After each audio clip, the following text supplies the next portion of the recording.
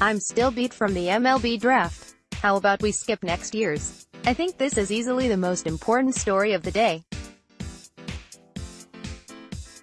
Meredith Wills took apart some baseballs from 2014 and some from now and found that there was a change in the thickness of the laces. Unfortunately, the story is behind a paywall in The Athletic, but you can read a quick summary of it here if you're not a subscriber. Anyway, drive. Wills argues that the change in the laces could explain why balls are carrying farther, and even MLB's official group agreed the balls are carrying farther, but also why there are more blisters on pitching hands. If that is indeed the problem, and everyone agrees that Dr. Wills' findings aren't yet definitive but do require more research, Major League Baseball should be able to do something about because MLB is buying the Rawlings Sporting Goods Company. Also, as Jeff Sullivan notes, the increase in home runs has stopped this season, at least temporarily. Cardinals Hall of Famer Red Shane died at age 95. In many ways, Shane was the Cardinals' Ron Santo. He was a longtime manager and coach instead of a broadcaster after his playing career, but both players came to embody the spirit of their respective fan bases. In my opinion, at least. Also, Shane was also a member of the 1957 World Series champion Milwaukee Braves, and when I was a kid, my mother gave me a bunch of her old memorabilia from that team. So Shane's picture and name, at least, meant a lot to me. More bad news of a different sort for the Cards is that pitcher Alex Reyes is out for the year after lot surgery. Joe Posnanski has an interesting piece about how for a few weeks in 1969, Babe Ruth had hit 715 home runs. Honestly, I'm not sure of the right call here. I do know the indignant sports writers who screamed about it were all idiots, and guy from the commissioner's office that got and changed back was a crook who stole baseball memorabilia loaned from the Hall of Fame and sold it. So my sympathies lie with those who argue that Ruth hit 715 home runs, even if I may not think it's the right call. Giants ace Madison Bumgarner has returned from injury. David Schoenfield asks whether that makes the Giants contenders in the, so far, mediocre NL West. Jay Jaffe also examines whether or not the pretty average Giants are playoff contenders. As Jaffe notes, it is an even year. Orioles closer Zach Britton, who has been waiting in the Rogers Center bullpen since 2016 for manager Buck Showalter to call him, is nearing a return to the team. Seriously, Britton has been injured all season and is nearing his season debut. If Britton pitches well, he's going to immediately be in demand on the trade market. John Heyman notes that the O's asking price of Britton's teammate Manny Machado just keeps going up. There was one trade as the Royals dealt former Cubs outfielder John Jay to the Diamondbacks. Craig Edwards breaks down the deal. Edwards also notes that for as much success as the Yankees are having this year, they're going to have to make a deal for a starting pitcher if they want to be serious World Series contenders.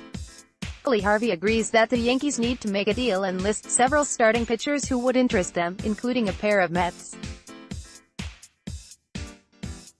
Seriously, there is no way that the Mets trade Noah Syndergaard or Jacob deGrom to the Yankees. But there are some more realistic possibilities in that piece. Rob Schaefer takes a more measured approach to whom the Yankees might target in the starting pitching trade market.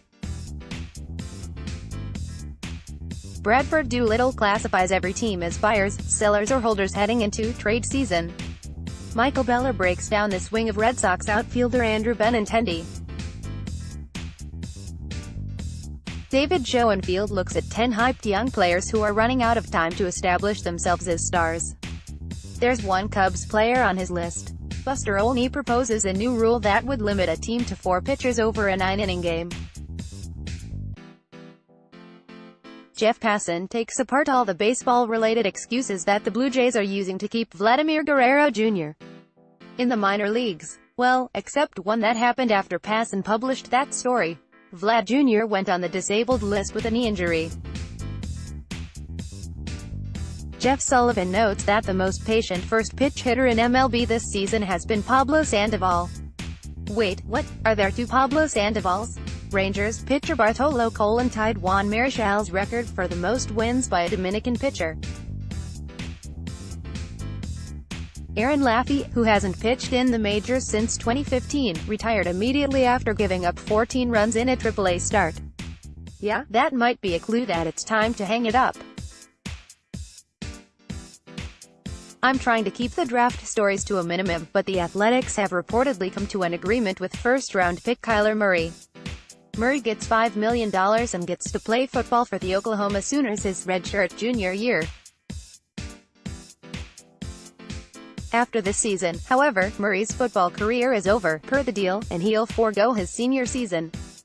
Some other college football players aren't happy that Murray can accept $5 million from the Athletics and they get suspended for earning far smaller amounts.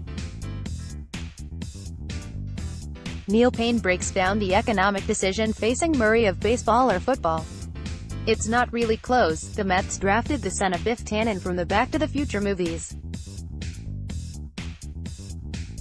Okay, it's the son of the actor from that series, but it's more fun to think of it the first way. Pitcher P.J. Conlon is one of those players stuck in waiver wire limbo, going back and forth because he's good enough that teams want him but not good enough that they want to clear a spot of the 40-man roster for him. He summed up his fate in one hilariously edited tweet. Apparently when it comes to baseball, actress Jennifer Lopez is the baseball brains in the J.Lo, a Rudd relationship.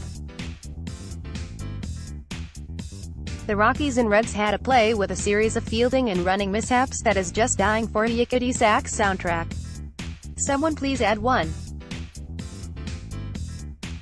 And finally, someone in the graphics department at ESPN screwed up and listed Giants pitcher Derek Holland as Derek last name.